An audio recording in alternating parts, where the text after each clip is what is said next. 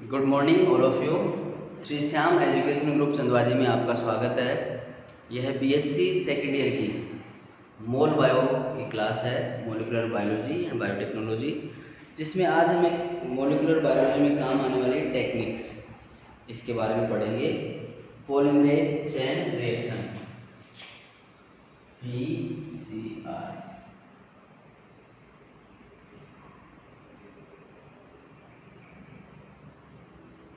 Polymerase chain reaction, ठीक है। BSc second year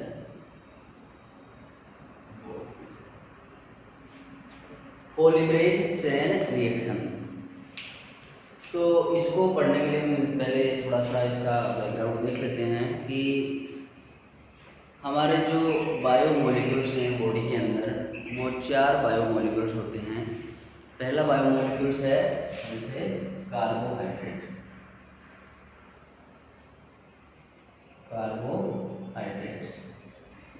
दूसरे प्रोटीन, तीसरे फैट्स, उसके बाद फोर्थ है बायोमोलिक्यूल्स न्यूक्लिक एसिड, इसके अंदर डीएनए एंड आरएनए। तो ये 4 बायोमोलिक्यूल्स सेल में पाए जाते हैं।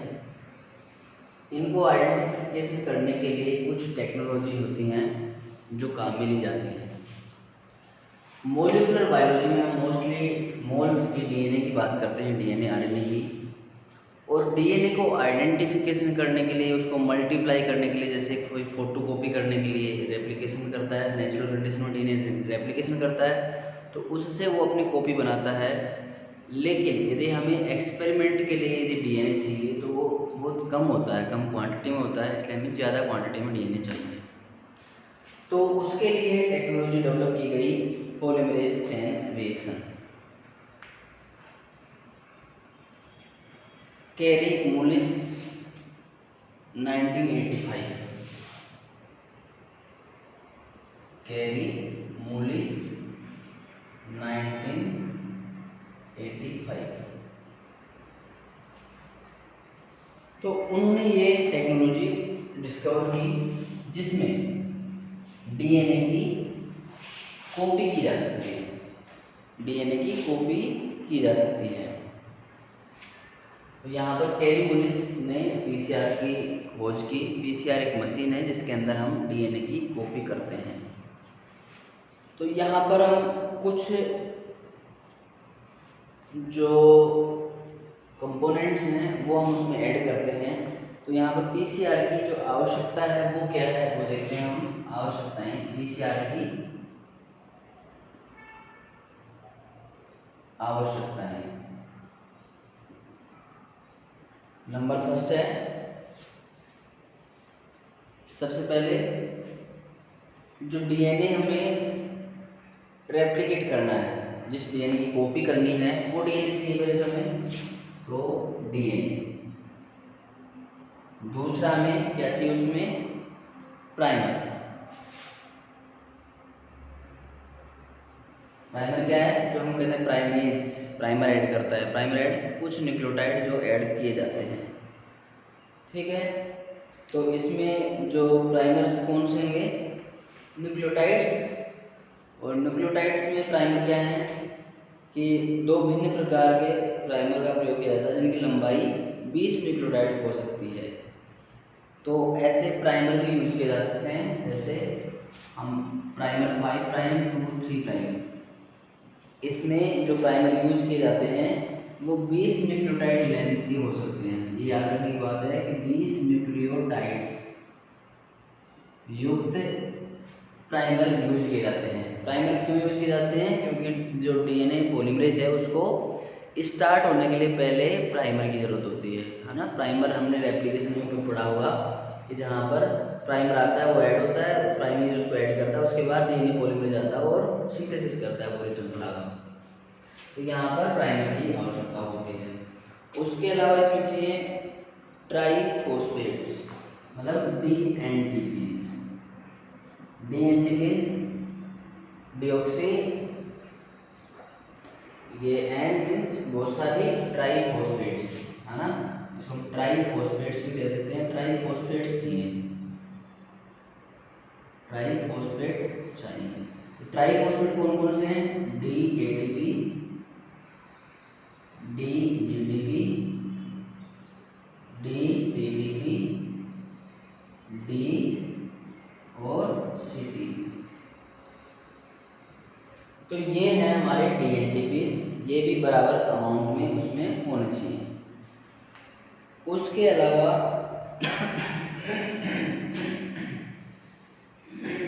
डीएनए पॉलीमरेज, तो डीएनए पॉलीमरेज पीसीआर के अंदर क्या होता है कि 94 डिग्री तक हम टेम्परेचर को लेके जाते हैं। हमारा जो बॉडी के अंदर जो डीएनए पॉलीमरेज पाया जाता है वो कितने डिग्री पर काम करता है? 37 डिग्री पर। तो 37 डिग्री पर हमारा जो पॉलीमरेज एंजाइम काम करता है, डीएनए पॉलीमरेज, यदि हम उसको पीसीआर पे यूज कर लें तो वहाँ डिग्रेड कर जाएगा, काम ही नहीं करेगा। 94 डिग्री पर वो वैसे ही डैमेज हो जाएगा, ख़त्म हो जाएगा। एंजाइम है उसकी बॉन्डिंग टूट जाएगी और वो उसका स्ट्रक्चर चेंज हो जाएगा और वो वर्क नहीं कर पाएगा। तो यहाँ पर एक थर्मो एक्वेटिकम गर्म पानी के झरनों में पाए जाने वाला एक बैक्टीरिया थर्मो एक्वेटिकम, उसका डीएनए पॉलीमरेज देखा गया। तो क्योंकि वो 94 डिग्री 100 डिग्री पर वो पहले से ही रह रहा है, तो उसका डीएनए पॉलीमरेज निकाला गया और वो पीसीआर में यूज किया गया। इस डीएनए को कहते हैं tag polymerase,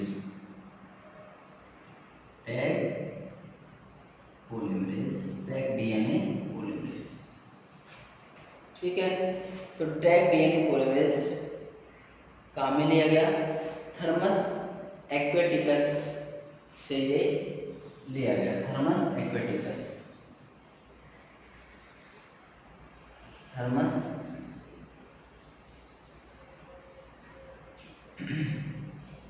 aquaticus. Thermus aquaticus से जो डीएनए पॉलीमरेज लिया गया उसको टैग पॉलीमरेज कहते हैं। टी इसकी फर्स्ट वर्ड और ए की भी है, तो टैग पॉलीमरेज। ठीक है, इसके लिए जीन के आवरण की प्रक्रिया। अब हम देखते हैं कि ये जो चार चीज़ कंप्लीट होती हैं तो ये मिक्सर होता है जिसको हम पीसीआर मिक्सर बोलते हैं। तो इस पीसीआर मिक्सर में ये चारों चीज़ें होती हैं, तब ये प्रोसेस स्टार्ट कर सकती है मशीन। ठीक है, कौन कौन से चीज़ें? पहली बात तो जिस डीएनए टेम्पलेट का हमें रेप्लिकेशन करना है, फोटोकॉपी बनानी है, तो वो डीएनए टेम्पलेट ही होनी चाहिए।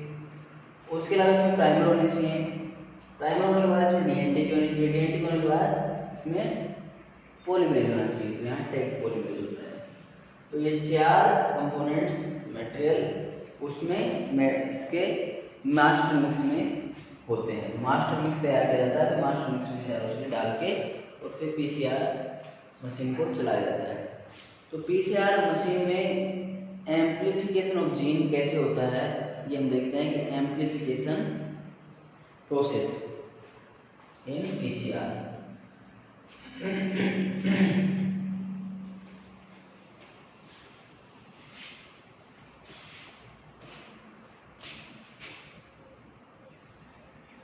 Amplification process in PCR. तो पीसीआर में जब जीन का एम्प्लीफिकेशन किसे कहते हैं कि एक की बहुत सारी कॉपी होना, एम्प्लीफिकेशन है ना। एम्पलीफायर क्या काम करता है? एम्पलीफायर वॉल्यूम को और तेज कर देता है ना। एम्पलीफायर हम कहीं भी एम्पलीफायर यूज करते हैं तो वो उसको और बढ़ा देता है, जहाँ लगाया जिससे इलेक्ट्रिक एम्पलीफायर इलेक्ट्रिसिटी बढ़ा दें, साउंड एम्पलीफायर साउंड बढ़ा दें। एम्पलीफायर मीन्स प्रोसेस बढ़ा दें, मतलब कॉपी करने की प्रोसेस है वो बढ़ा दें एम्पलीफायर। तो इससे प्रोसेस को कहते हैं amplification process in PCR, amplification process of gene in PCR. ठीक है, तो यहाँ पर सबसे पहले इसकी चार स्टेप होती हैं। तो चार स्टेप में क्या होता है? फर्स्ट स्टेप है इसकी डीनेचुरेशन।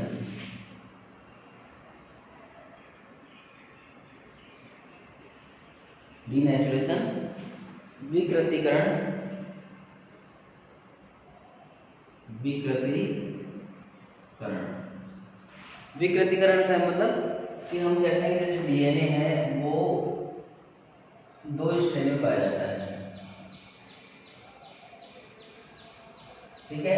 डीएनए इस तरह का पाया जाता है, यहाँ पर 5 प्राइम 3 प्राइम, यहाँ पर 3 प्राइम टू 5 प्राइम, ठीक है। ये डीएनए इस तरह का पाया जाता है। तो डीनेचुरेशन का मतलब है कि इसको विकृत करना। विकृत करने का मतलब ये है कि इसको अलग अलग कर देना।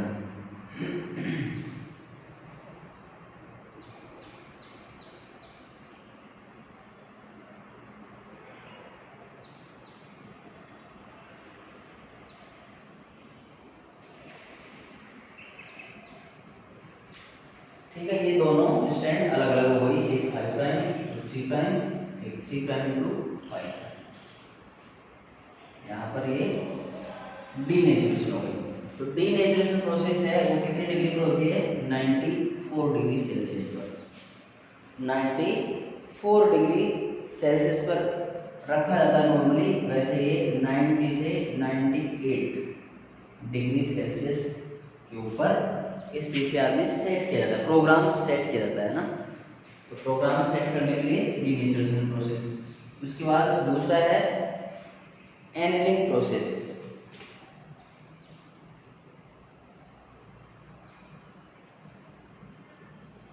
एनेलिंग प्रोसेस इसको कहते हैं संलग्नीय प्रावस्था।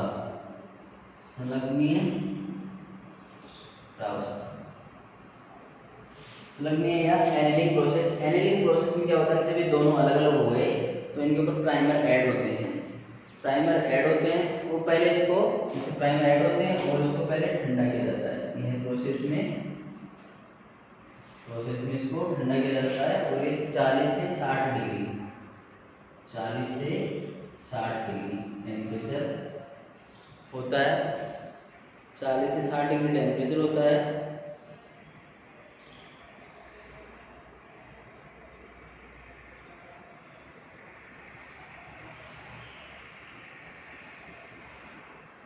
और इसमें जो प्राइमर है वो ऐड होते हैं। जैसे यहाँ पर हमारी एक स्ट्रैंड 3 प्राइम टू 5 प्राइम और ये 5 प्राइम टू 3 प्राइम। तो हम पहले जैसे सिंथेसिस होना है 5 प्राइम टू 3 प्राइम, तो यहाँ पर प्राइमर ऐड हो जाता है। ये हो गया प्राइमर। यहाँ पर ऐड हो गया प्राइमर। ये प्रोसेस चलती है 5 प्राइम टू 3 प्राइम। यहाँ पर भी ये 5 prime to 3 prime, 5 prime to 3 prime. इस तरह से यहाँ पर एनेलिंग प्रोसेस में टेम्परेचर हम 40 से 60 डिग्री रखते हैं और यहाँ पर प्राइमर ऐड हो जाता है। प्राइमर ऐड होने के बाद में इसकी थर्ड स्टेप आती है एक्सटेंशन। एक्सटेंशन या सिंथेसिस फेज। सिंथेसिस फेज, इसमें क्या होता है, डीएनए जो पॉलीमरेज है वो ऐड होता है। यह प्रोसेस स्टार्ट होती है अप्रोक्स 50 से 70 डिग्री के बीच। 50 से 70 डिग्री पर ये प्रोसेस स्टार्ट होती है, जिसमें क्या होता है कि यहाँ पर इस डीएनए के ऊपर डीएनए टैग पॉलीमरेज आके वो ऐड हो जाता है 5 प्राइम 3 प्राइम टू 5 प्राइम और यहाँ पर ये प्राइमर और उसके बाद में ये डीएनए टैग पॉलीमरेज तो यहाँ स्टार्ट हो जाता है।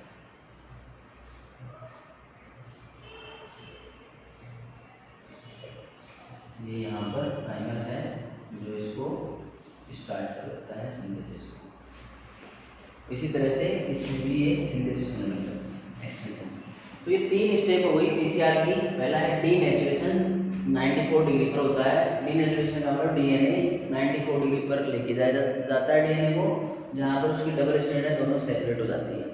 इसके बाद में एनीलिंग टेम्परेचर, एनीलिंग प्रोसेस में क्या है कि इसको वापस से टेम्परेचर को जितना 94 पर गया था उसको अलग कम किया जाता है, 94 से 40 डिग्री पर 60 डिग्री पर लाया जाता है।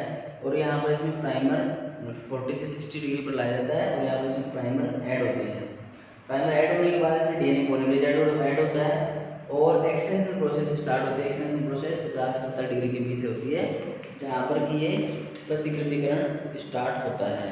प्रतिकृतिकरण स्टार्ट होता है इसका मतलब यहाँ पर ये प्रोसेस में एक्सटेंशन में ये यहाँ पर ऐसे हम नेक्स्ट कर सकते हैं कि यहाँ से तो ये बन जाता है और ये दूसरा डीएनए यहाँ पर ये बना लेता है। इस तरह से फर्स्ट से और दूसरा स्टेप, तो ये दो डीएनए बन जाते हैं। यहाँ एक डीएनए था, यहाँ पर दो डीएनए बन जाते हैं।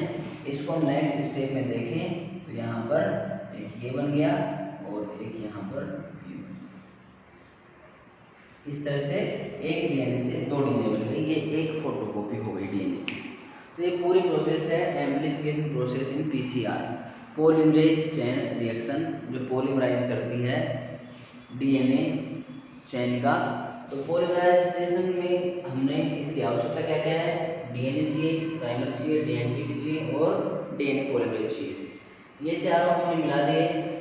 टोटल वॉल्यूम इसका 25 माइक्रोलीटर रखा जाता है। ये सारे मिलाने के बाद में ये टोटल डिस्टिल वाटर से मेकअप किया जाता है, डबल डिस्टिल वाटर से इसका मेकअप किया जाता है। मेकअप होने के बाद में, कंप्लीट होने के बाद में फिर ये रिएक्शन में लगा दिया जाता है, जहाँ पर ये प्रोसेस स्टार्ट होती है जो 3 स्टेप में कंप्लीट होती है। डीनेचुरेशन और एनीलिंग प्रोसेस, एक्सटेंशन प्रोसेस। ठीक है, तो यहाँ पर डीनेचुरेशन में डीएनए अलग अलग, दोनों श्रृंखलाएं उसकी अलग अलग हो जाती हैं। एनीलिंग प्रोसेस में प्राइमर ऐड होते हैं। एक्सटेंशन प्रोसेस में डीएनए पॉलीमरेज लगता है और एक्सटेंशन कर देता है, तो एक डीएनए से दो डीएनए बन जाते हैं। अब इसके फायदे क्या हैं, हम इसको इस प्रोसेस के लाभ क्या हैं वो देखते हैं। Advantage application of PCR.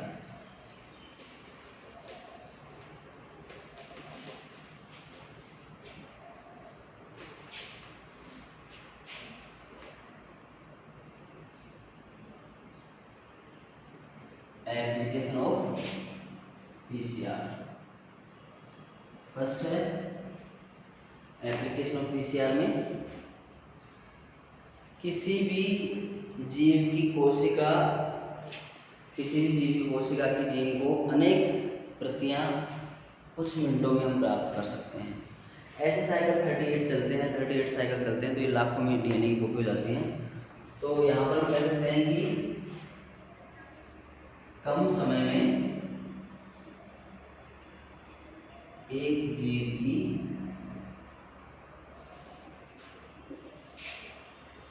अनेक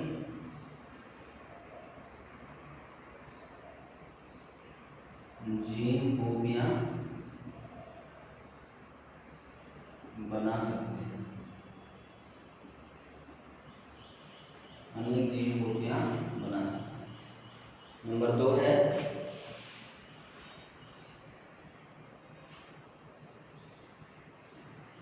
किसी डिजीज को हम आइडेंटिफाई कर सकते हैं।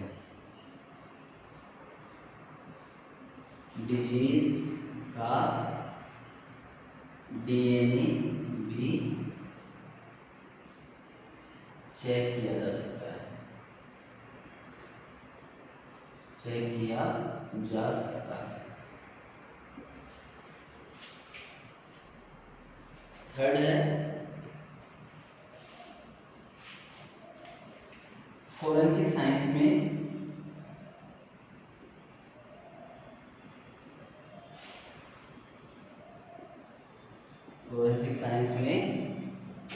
DNA fingerprinting, DNA finger printing बनाने में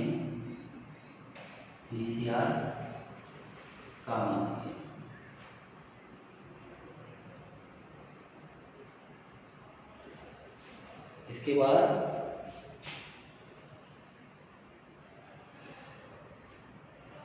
इसमें हम म्यूटेशन का पता लगा सकते हैं।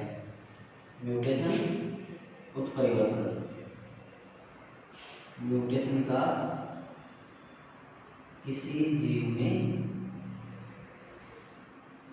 पता लगाया जा सकता है। तो म्यूटेशन का पता लगाया जा सकता है। उसके अलावा फिफ्थ है जीवों के पैतृक या जन्मों का पता लगाया जा सकता है। जीवों के जन्मों का पता लगाया जा सकता है।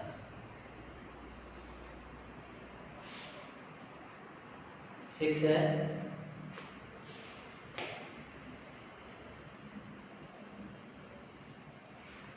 कुछ फॉसिल्स हैं, जीवाश्म हैं, उनके आनुवंशिक लक्षणों का भी पता लगाया जा सकता है। जैसे जीवाश्म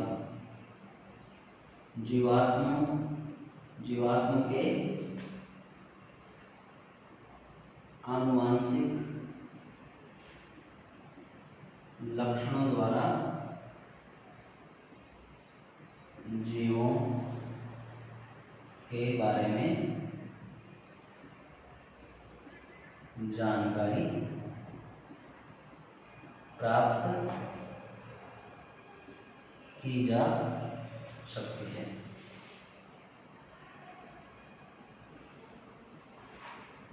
तो जीवों के बारे में जानकारी प्राप्त की जा सकती है। तो एप्लीकेशन ऑफ पीसीआर बहुत हैं, क्योंकि हम देखते हैं कहीं पर चोरी हुई और हमने देखा कि यहाँ पर कुछ उसके चोर के कोई बाल वगैरह गिर गए, तो हम उससे उसका डीएनए आइसोलेट कर सकते हैं। डीएनए आइसोलेट करने के बाद फिर पीसीआर करनी पड़ेगी, उसकी डीएनए की कॉपियाँ बना लेंगे, उसकी डीएनए फिंगरप्रिंटिंग करेंगे और फिर हम वो डीएनए फिंगरप्रिंटिंग किसी पर हमें शक है तो उसका डीएनए आइसोलेट करेंगे, फिर उसकी डीएनए फिंगरप्रिंटिंग करेंगे, तो दोनों का मैच करेंगे। जिससे मैच होगी इसका हमने वो चोर है जो वहाँ पर मिला। तो इसी तरह से इस तरह के केस भी हम सोल्व करते हैं। जनकों का मतलब पेरेंटल जो आते हैं कि ये मेरा बच्चा नहीं है या मेरा बच्चा है, ऐसा कोई दावा करता है कोर्ट में, तो फिर उसकी भी डीएनए फिंगरप्रिंटिंग की जाती है, तो वो भी हम पीसीआर के द्वारा सोल्व कर सकते हैं। उसके अलावा जीवाश्म विज्ञान, जैसे कोई जीवाश्म मिली हमें वो कई लाखों करोड़ों साल पहले की, और उसमें कुछ ऐसे कंपोनेंट्स हैं जिससे हम डीएनए आइसोलेट कर सकते हैं, तो हम उस जीवाश्म के बारे में पता लगा सकते हैं कि ये जीव किसका है, कौन सा जीव था, कौन से इसके लक्षण थे, क्या क्या रहे होंगे इसमें लक्षण, तो वो हम इसमें पता लगा सकते हैं। और सबसे बड़ी बात है कि कम समय में ऐसी टेक्नोलॉजी है, कम समय में मतलब 1 घंटे के अंदर तो कई लाखों की संख्या में डीएनए कॉपियाँ मिल जाती हैं हमें। तो 3 घंटे की जो साइकिल इसमें चलती है, सेट होती है 38 बार ये साइकिल चलता है, 36 बार भी चलाते हैं, कुछ ज़्यादा बार भी चलाते हैं। तो उस साइकिल में लाखों की संख्या में इसमें डीएनए स्ट्रैंड मिल जाते हैं। तो इतने कम समय में डीएनए स्ट्रैंड मिलना ये कम बात नहीं है, क्योंकि इसलिए ये पीसीआर बहुत ही उपयोगी है। अभी करंट में हम देख रहे हैं कि आरटी-पीसीआर है ना, कोरोना टाइम में हम देख रहे हैं कि आरटी-पीसीआर वो इसी का रूप है। यहाँ पर हम क्या देख रहे हैं कि जो इन्फेक्शियस ऑर्गेनिज्म है, जो हमें इन्फेक्शन कर रहा है वो है वायरस, और उस वायरस का जेनेटिक मटेरियल है आरएनए। तो पहले इसमें तो हमें क्या करना पड़ेगा कि हम आरएनए का इसमें सिंथेसिस कर सकते हैं। तो आरएनए को पहले डीएनए बनाना पड़ता है, तो डीएनए से फिर कॉपियाँ बनाते हैं, इसकी कॉपियाँ बनाते हैं।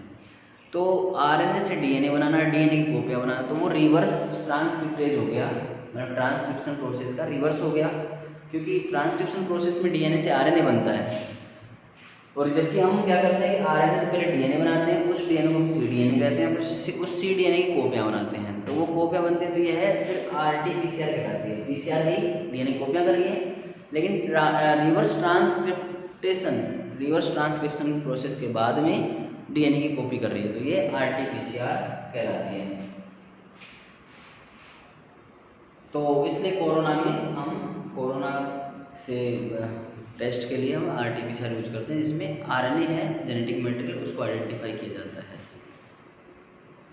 मॉडिफिकेशन ऑफ पीसीआर, तो समय समय पर डीएनए में बहुत सारे मॉडिफिकेशन हुए हैं। एक डिफरेंट टाइप की पीसीआर जो बन गई है आज के टाइम में, तो colony PCR, colony PCR.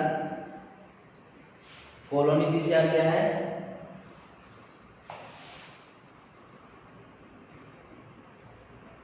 Colony PCR. Colony PCR में इसके द्वारा जीवाणु के स्क्रीन करके सही डीएनए वाहक का पता लगाया जाता है। तो इसका मतलब क्या है कि हम कॉलोनी पीसीआर के द्वारा क्या करते हैं कि हम डिफरेंट जो ऑर्गेनिज्म हैं उनकी डीएनए आइसोलेट करते हैं और उनका डीएनए देखते हैं। तो उसके बाद में हम पता लगाते हैं कि इस जीव के अंदर कौन सा जीव इन्फेक्शन कर रहा है। जैसे बैक्टीरियोफेज का डीएनए यदि ई कोलाई में पाया जाता है तो हम डीएनए फिंगरप्रिंटिंग करेंगे कि यहाँ पर बैक्टीरियोफेज इसका मतलब इन्फेक्शन करता है। मान लो मच्छर का डीएनए ई कोलाई में मिलता है, इसका मतलब क्या है कि मच्छर भी इन्फेक्शन करता है ई कोलाई को, ये होगा।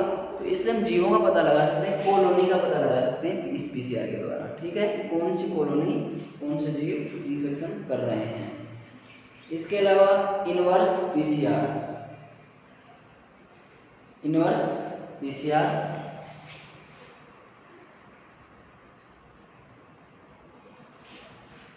पीसीआर यह प्रयोग तब करते हैं जब मात्र एक आंतरिक अनुक्रम ज्ञात हो। इसके द्वारा अनेक निवेशित जीनोमिक इंसर्ट को आंतरिक ज्ञात अनुक्रम के दोनों तरफ के क्षारों को ज्ञात करने के लिए प्रयोग किया जाता है। इनवर्स पीसीआर मतलब क्या है कि कोई स्ट्रैंड हमें पता हो, हमें ना उसके आगे का पता ना उसके पीछे का पता, तो इस तरह से इस पीसीआर में इन्वर्स करके हम उसके पूरी स्ट्रैंड बनाते हैं। इस स्ट्रैंड को बना लेते हैं, पूरा डीएनए बन जाता है और फिर हम उसका पता लगाते हैं, फिर हम उसकी स्टडी करते हैं। तो ये इनवर्स पीसीआर कहलाती है। इसके बाद है एकॉर्ड पीसीआर। जब किसी डीएनए के एक खंड एक सिरे का क्षार ज्ञात होता है, 3' के पूरक क्रम को प्राइमर से बांध देते हैं और उसको पोली ए, पोली टी, पोली ए इस तरह से लगाते हैं, तो इसको कहते हैं हम एंकर्ड पीसीआर। Anchored PCR. इस पीसीआर में क्या करें, कोई स्ट्रैंड है तो उसके हम पोली ए, टी, सी या जी, कोई सी पोली टेल जोड़ देते हैं, तो फिर उसके बाद में उसकी स्टडी करते हैं, तो ये एंकर्ड पीसीआर कहलाती है। नेक्स्ट हम कहते हैं allele specific PCR. Allele specific PCR. Allele gene के अंदर पाए जाने वाले एलील, तो एलील स्पेसिफिक पीसीआर जो एलील को आइडेंटिफाई करे। इसमें नाइट्रोजन क्षार की पहचान की जाती है। कौन सा नाइट्रोजन क्षार है जो एक के बाद एक जुड़ा हुआ है। जैसे एलील का मतलब A T C ji, A T C जी, इस तरह से जो भी जुड़े हुए हैं, तो ये एलील हुआ है, ये यहाँ पर जुड़े हुए हैं। तो सीक्वेंस का पता लगाना इसमें कहलाता है। इसके अलावा असेंबली पीसीआर भी है, एसिमेट्रिक पीसीआर भी है और क्वांटिटेटिव पीसीआर भी है। क्वांटिटेटिव पीसीआर में हम टारगेट डीएनए का क्वांटिफिकेशन करते हैं, कितना क्वांटिटी में डीएनए है। तो ये डिफरेंट टाइप के पीसीआर हैं। हमारे नॉर्मल काम की नॉर्मल कॉलोनी पीसीआर काम आती है और हमारे क्वांटिटेटिव पीसीआर भी काम आती है। इसके अलावा हमारे आजकल आरटी-पीसीआर हम बता सकते हैं। तो पीसीआर के डिफरेंट टाइप हो गए, इसमें डिफरेंट टाइप की पीसीआर पाई जाती है। तो एक बार हम इसको वापस से रिवाइज करते हैं कि सबसे पहले पीसीआर पॉलीमरेज चेन रिएक्शन, जो कि डीएनए की फोटोकॉपी करने के काम आती है। ऐसी मशीन जो डीएनए की फोटोकॉपी करती है। कैरी मूलिस ने 1985 में इसकी डिस्कवरी की और इसके लिए हमें 4 कंपोनेंट आवश्यक होते हैं। सबसे पहले कि हमें डीएनए चाहिए, जिसकी हमें फोटोकॉपी करनी है। उसके अलावा हमें डीएनटीपी चाहिए, जैसे D ATP, D GTP, D CTP, D TTP, ये चारों न्यूक्लियोटाइड्स चाहिए हमें। ट्राइफॉस्फेट न्यूक्लियोटाइड ट्राइफॉस्फेट डीएनटीपी, चारों डीएनटीपी चाहिए। उसके अलावा हमें इसमें प्राइमर चाहिए और उसके अलावा हमें इसमें टैग पॉलीमरेज चाहिए। तो ये 4 होने के बाद में हम ये पीसीआर मिक्सर बना सकते हैं और पीसीआर लगा सकते हैं। पीसीआर से डीएनए का एम्प्लीफिकेशन कर सकते हैं। जब ये 4 हम कर लेते हैं, चारों चीज़ें हमें मिल जाती हैं, तो इसके बाद में हम पीसीआर रिएक्शन बनाते हैं और पीसीआर मिक्सर बना के और पीसीआर में सैंपल को पीसीआर ट्यूब में रख देते हैं। अब जब वो रख देते हैं तो सबसे पहले पीसीआर की प्रोसेस में क्या आता है कि वो पहले जो डीएनए है डबल स्टैंडर्ड है, हेलिक्स फॉर्म है, जो हमने वाटसन क्रिक मॉडल पढ़ा था उसके अकॉर्डिंग डीएनए की स्ट्रक्चर होती है, उस स्ट्रक्चर को खोला जाता है। तो ये प्रोसेस कहलाती है डीनेचुरेशन। डीनेचुरेशन में डीएनए की दोनों स्ट्रैंड अलग होती हैं। यह टेम्परेचर 90 to 100 डिग्री रखा जाता है, और जब दोनों स्ट्रैंड अलग हो जाती हैं तो टेम्परेचर को धीरे धीरे स्लो डाउन किया जाता है, नीचे किया जाता है, तो वो 40 से 60 डिग्री करीब किया जाता है। 40 से 60 डिग्री करीब आने के बाद में यह प्रोसेस एनेलिंग प्रोसेस कहलाते हैं, जहाँ पर आके प्राइमर ऐड होते हैं। तो प्राइमर किधर ऐड होगा, जहाँ से, क्योंकि हमें पता है DNA polymerase 5 prime to 3 prime synthesis करता है, अतः ऑलवेज जो डीएनए जो प्राइमर है वो 3 प्राइम पर आके ऐड हो जाएंगे। वहाँ पर ऐड होने के बाद में फिर हम टेम्परेचर वापस से इम्प्रूव करते हैं 50 से 70 के बीच में लाने के बाद में, यहाँ पर उस जब टेम्परेचर 50 से 70 के बीच में आता है तो टैग पॉलीमरेज बाइंड करता है प्राइमर के पास में और उस स्ट्रैंड को सिंथेसिस करता है। क्या करता है वो कि प्राइमर तो यूज कर लिया, अब डीएनटीपी को वो उसके अकॉर्डिंग एंटी पैरेलल या उसी की जो एक स्ट्रैंड की कॉपी जो पैरेलल होती है उसी के अकॉर्डिंग लगाते हुए निकल जाता है और स्ट्रैंड नई सिंथेसिस कर देता है। इस कंप्लीट प्रोसेस में एक डीएनए स्ट्रैंड था तो वो डबल डीएनए स्ट्रैंड हो जाता है। इस तरह से हम देखें तो मान लो ये प्रोसेस 1 मिनट में पूरी होती है, इसमें एक डीएनए से 2 डीएनए बनते हैं। तो दूसरी प्रोसेस में 2 से 4 बन जाएंगे, 4 से 1 से 2 बनते हैं, 2 से 4 बनते हैं और 4 से 8 बन जाएंगे, 8 से 16 बन जाएंगे, 16 से 32 बनेंगे, 32 से 64 बनेंगे, 64 से और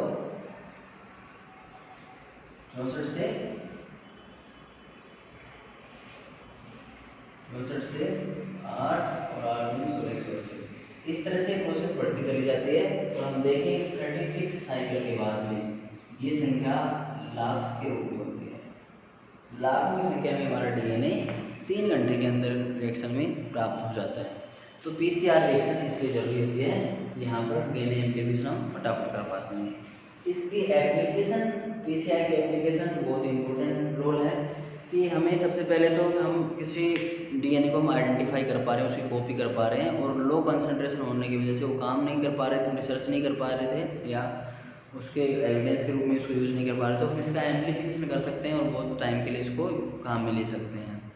तो उससे हमारा क्या है, कम समय में अनेक कॉपियाँ इसकी बना सकते हैं, डिजीज़ का आइडेंटिफिकेशन कर सकते हैं कि कौन सी सेल के अंदर दूसरा डीएनए मिलता है, इसका मतलब कोई डिजीज़ है, और इसका म्यूटेशन का पता लगाया जा सकता है। फिंगरप्रिंटिंग हम कर सकते हैं, फिंगरप्रिंटिंग करने के बाद म्यूटेशन किसी जीव में पता लगा सकते हैं, जीवों के जन्मों का पता लगाया जा सकता है, क्योंकि फोरेंसिक साइंस में हम क्रिमिनल का पता लगा सकते हैं और पेरेंटल जो केस होते हैं उनका भी पता लगा सकते हैं कि ये पीढ़ी दर पीढ़ी कौन सी पीढ़ी से बिलोंग करता है, कोई बच्चा है तो कौन सी पीढ़ी से बिलोंग करता है।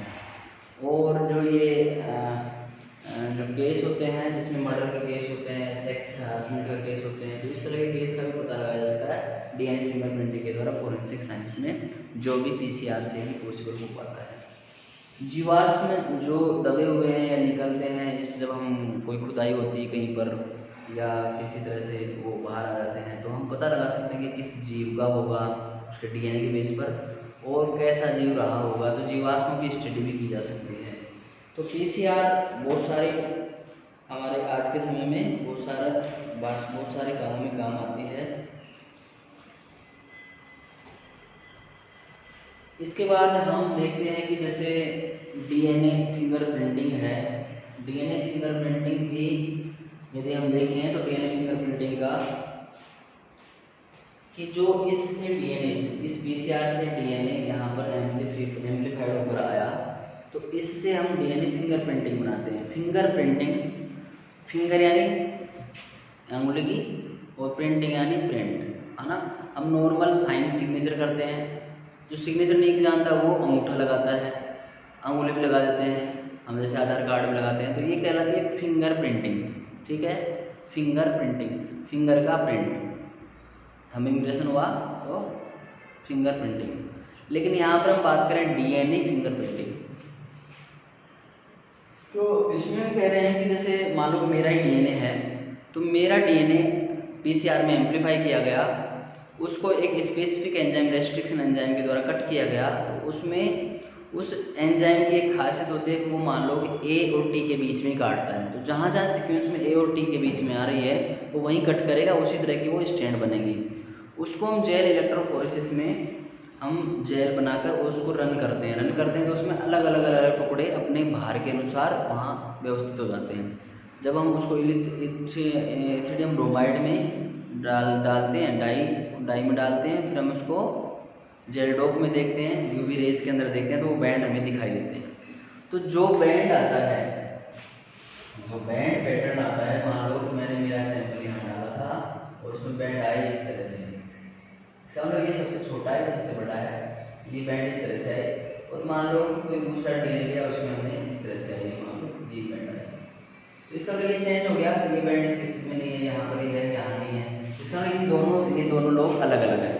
और यदि दोनों ही सैंपल मेरे होते, इसका मतलब 100% श्योर है कि ये किसी दूसरे का सैंपल नहीं हो सकता था यदि सारे बैंड सेम होते तो डीएनए फिंगरप्रिंटिंग पीसीआर से जुड़ी हुई टेक्नोलॉजी है और जिसको हम काफ़ी सारी एप्लीकेशन में काम में लेते हैं। डीएनए फिंगरप्रिंटिंग भी हम हमारे लैब में करेंगे क्योंकि इसके भी इंस्ट्रूमेंट हमारे पास में हैं। तो डीएनए आइसोलेशन वो हमारे प्रोसेस में है। डीएनए आइसोलेट करके हम डायरेक्ट उसको पीसीआर में रन भी कर सकते हैं रेस्ट्रिक्शन एंजाइम से कट करने के बाद में। तो ये दोनों प्रोसेस हैं वो हम मॉलिक्यूलर बायोलॉजी में यूज करेंगे। डीएनए फिंगरप्रिंटिंग है तो उसको हम पूर्ण रूप से हमारे नेक्स्ट क्लास में पढ़ेंगे कि डीएनए फिंगरप्रिंटिंग होती क्या है, इसकी स्टेप क्या है और इसकी एप्लीकेशन क्या है। क्योंकि डीएनए फिंगरप्रिंटिंग और पीसीआर टेक्नोलॉजी ये एक दूसरे के डिपेंड हैं। पीसीआर करने के बाद में फिंगरप्रिंटिंग करते हैं। तो आज के लिए पीसीआर आपको याद हो जाना चाहिए क्योंकि दोनों ही मेथड ऐसे हैं जो कि एग्जाम की दृष्टि से भी बहुत इम्पोर्टेंट है। पीसीआर में हमें याद करने के लिए क्या करना पड़ेगा, पॉलीमरेज चेन रिएक्शन होती है, इसमें 4 कंपोनेंट चाहिए होते हैं। पहला डीएनए जिसका हम एम्प्लीफिकेशन करेंगे और डीएनटीपीज, प्राइमर और टैग पॉलीमरेज। टैग पॉलीमरेज याद रखना जरूरी है क्योंकि इसमें पॉलीमरेज है वो, लेकिन थर्मस एक्वाटिकम 94 डिग्री पर मतलब 100 डिग्री तक वो स्टेबल रहता है, इसलिए वो टैग पॉलीमरेज हम इसमें यूज करते हैं। तो वो टैग पॉलीमरेज है। 4 कंपोनेंट होने के बाद में पीसीआर रिएक्शन लगाई जा सकती है और पीसीआर रिएक्शन लगाने के बाद में इसकी 3 अवस्थाएं होती हैं जिसमें डीएनए किस तरह से कॉपी होता है। तो पहले 2 स्ट्रैंड अलग हो जाते हैं, डीनेचुरेशन, फिर उसमें प्राइमर ऐड हो जाते हैं, एनेलिंग, फिर उसमें पॉलीमरेज ऐड होता है और एक्सटेंशन करता है, सिंथेसिस करता है। तो ये प्रोसेस एक्सटेंशन प्रोसेस कहलाती है। इस तरह से एक डीएनए से 2 डीएनए सेपरेट हो जाते हैं। यह प्रोसेस 36 बार होती है, तो लाखों की संख्या में डीएनए हमें कम समय में मिल जाते हैं। इसकी एप्लीकेशन जो हमें आज के टाइम सबसे मेन है कि हम कोरोना टेस्ट करा रहे हैं तो आरटीपीसीआर टेस्ट करा रहे हैं, तो वो इसकी एप्लीकेशन है। अदरवाइज आज के टाइम में इतना इन्फेक्शन होता है और हमें पता भी नहीं चलता कि हमारा कोरोना हम पॉजिटिव हैं नेगेटिव हैं, और ये पता नहीं चलता तो हमारे कोरोना होता रहता और हम किसी दूसरी बीमारी की दवाई लेते रहते, तो हमारी लाइफ को खतरा था और हो सकता था पूरी होमो सेपियंस स्पीशीज ही समाप्त हो जाए। तो इस तरह से पीसीआर के बहुत सारे एडवांटेज हैं जो आपने पढ़े। नेक्स्ट क्लास में हम डीएनए फिंगरप्रिंटिंग पढ़ेंगे।